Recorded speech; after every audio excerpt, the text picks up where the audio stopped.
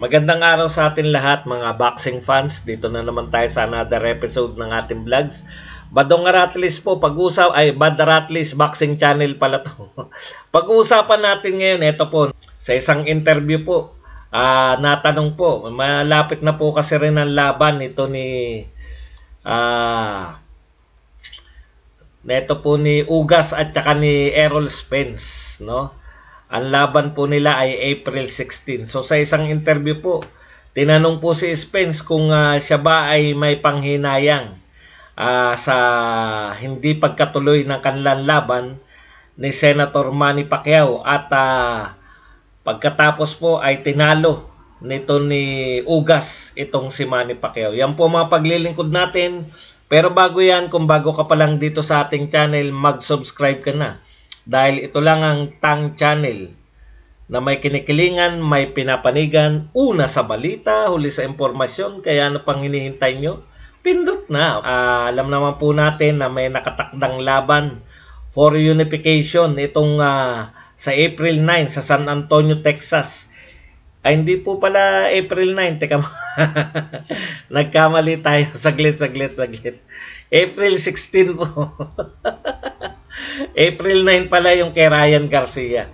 April 16 po ay pay-per-view ng Fox pay-per-view si Errol Spence Jr. Na may hawak po ng WBC ay IBF at WBC at si Ugas na may hawak na WBA title ay magharap po para sa isang pay-per-view unification bout. Okay, at pagkatapos po nito, ayon nga kay Errol Spence, ay kinakailangan na nilang magharap, no? Kung sakaling mananalo siya kay Ugas, ay kinakailangan niya na pong harapin ang WBO champion para naman magkaroon po sila ng tinatawag nating undisputed dito po sa isa sa pinaka talent laden na division sa boxing ngayon. Ito po yung welterweight division. Sa naturan din pong panayam ay sinabi po ni Errol Spence, tinanong po siya kung siya ba ay aakyat na ng timbang. Alam naman po natin na napakatagal na po niya sa welterweight. 31 years old na po siya, no? At nahihirapan na rin po na mapanatili yung 147 pounds.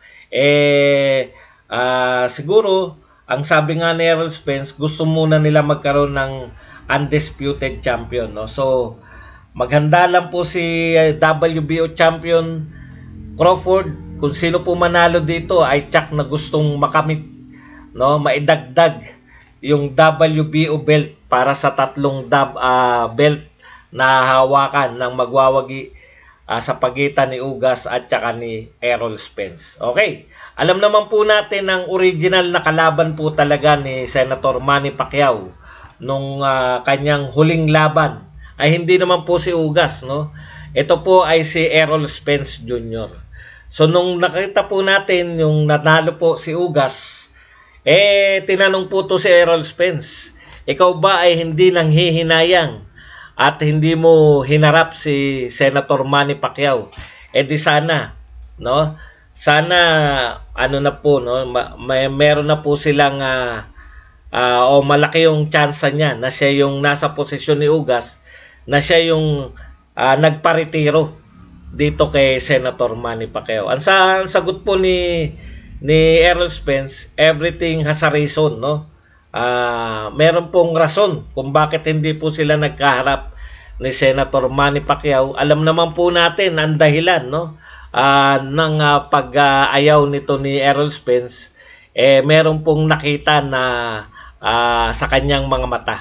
Sabi nga ni Errol Spence, hindi po ako nanghihinayang kasi baka naman yung laban ko kay Manny Pacquiao, yan po yung magdala sa akin ng kahuli-hulihan kong laban, baka yan ang ikabulag ko, no?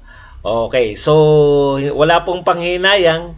Anyway, ngayon naman po magkaharap na po sila ni Ugas para sa unification bout, para sa 3-belt unification bout, at kinakailangan po sana, no? Hopefully yung manalo po dito, wag na po sanang magmatigas itong si Crawford na feeling niya siya pa yung hinahabol, no? Kasi kung hindi pa rin siya lalaban sa mananalo dito kay Ugas at saka kay Errol Spence, ay talagang pinagsaran niya na yung sarili sa isang malaking laban. Sa kasalukuyan po, si Terence Crawford ay namumblema po sa kanyang promoter. Alam ko hindi pa po nakapirma sa promoter dahil sa taas po ng asking price nito ni Terence Crawford ay mukhang walang promoter na gustong kumuha sa kanya. Okay? So good luck po sa mga laban na yan. Napakagaganda pong laban. April 16, magkakaharap po. Tapos after 1 week, April 22, nariyan naman po yung laban ni Cuadro Alas dito po sa UK. Pagkatapos po nun, parang ngayon ding April, yung laban naman ni Tyson Fury, di ba?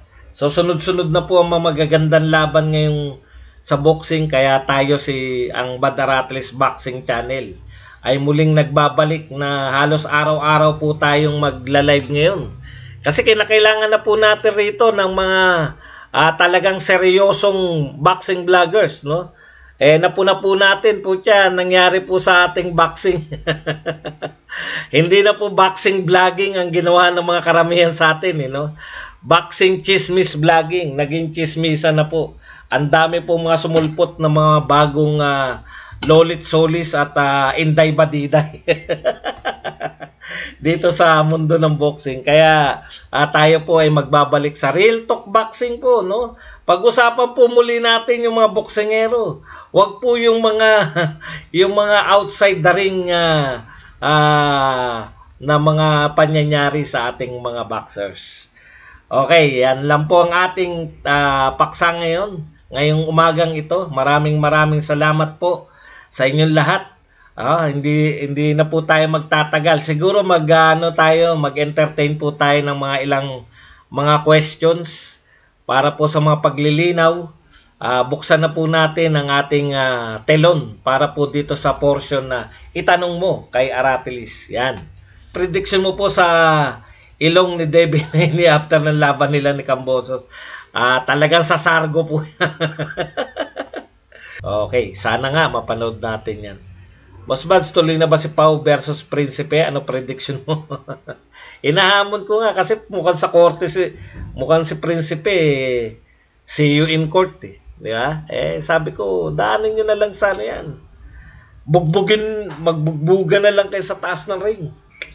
Huwag nang dumaan sa kasi magastos yan eh. Yung korte-korte na yan. Tuloy na ba, Pau? Yan. Boss Buds, saan magtatapos ang laban ni Donaire at Inoue? Knockout or decision? Palagay ko po, this time, knockoutan niya. Long tayo sumisira sa mga champion ng Pinas. Pinapansin niyo eh. Boss Buds, magbalik pa kaya si Pacquiao?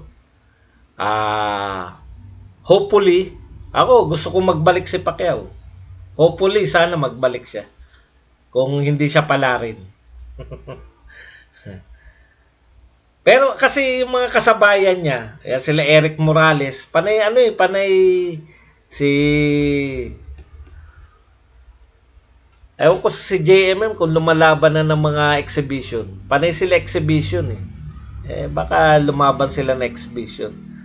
Tatang, nag-sorry ka na ba kay Pau Salud para matapos na yung issue nyo? Bakit naman ako mag-sorry doon? Ano ba ang issue ko ron? Wag kayong gumawa ng wala akong problema, wala akong nagawang kasalanan kay Pau Salud. Alam niyo, pinakamahirap yung magsusorry ka na wala kang ginawang kasalanan. Ba't ako magsusorry ron? Siya nga maraming ginawang kasalanan sa akin. Hindi ko na iisa-isahin.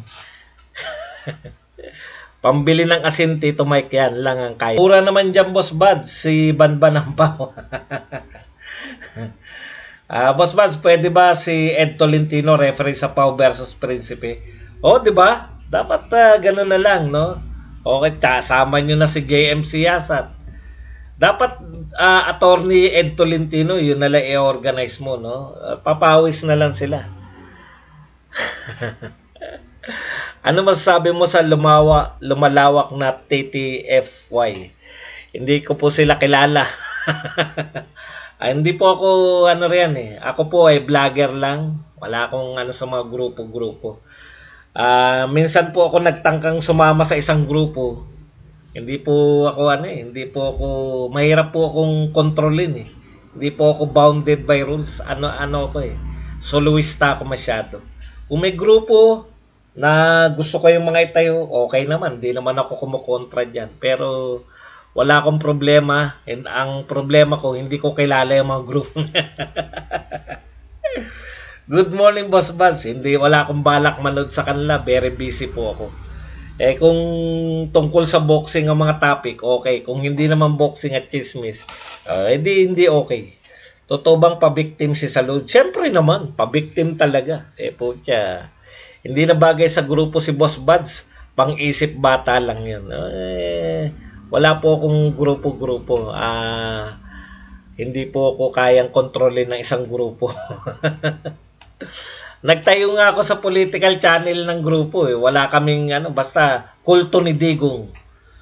Basta ikaw ay supporter ni Digong at sinabi mong kulto ka, okay na. Walang mga takot talaga monster kay Cuadro Alas Bossing. Malamang. Saan na yan? Salud versus Prinsipe, fight of the century. Hinahamon ko si Dennis Prinsipe tsaka si Pau Salud.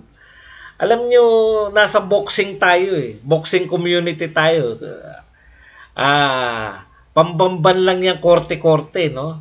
Dennis Prinsipe, kung nakikinig ka, kahit hindi mo ko kilala, iparating nyo na lang to kay Dennis Prinsipe. Alam mo, Dennis Prinsipe, nasa boxing tayo. Ito yung mga, pare-pareho tayong mahihilig sa boxing, no? Kaya, hindi po stay positive po itong aking t-shirt. Stay positive.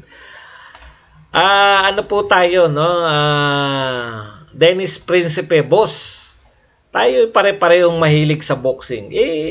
Pangatawan na lang natin yung hilig natin sa boxing. Kung meron kayong samaan ng loob ni Pau Salud, hinahamon ko kayo, 1.5. Ako na bahala sa 1.5 nyo. Tig 1.5 kayo, talent fee. Hindi naman nyo kailangan ng pera. Pareho naman kayo mayaman ni Pau Salud. Ipopromote ko kayo, 1.5. Di ba? Tig 1.5 kayo. Hindi po usapin yung pera. Talagang yung labasan lang ng sama ng loob. Kung masama man loob mo kay Pau Salud, daanin na lang sa boxing yan. Pau, naku, magastos ang korte. Baka kala mo. Mag-hire ka ng abogado. Pinakamababa mo sa abogado, mga 100,000, tatanggapin pa lang yung mo. Tatanggapin ka pa lang. Kaya medyo pag-isipan mo rin. Tanggapin nyo na yung hamon ko, idaan nyo na lang sa boxing yan. Oo nga pala, pinalaki ko na pala. 2.5 na pala, 2.5.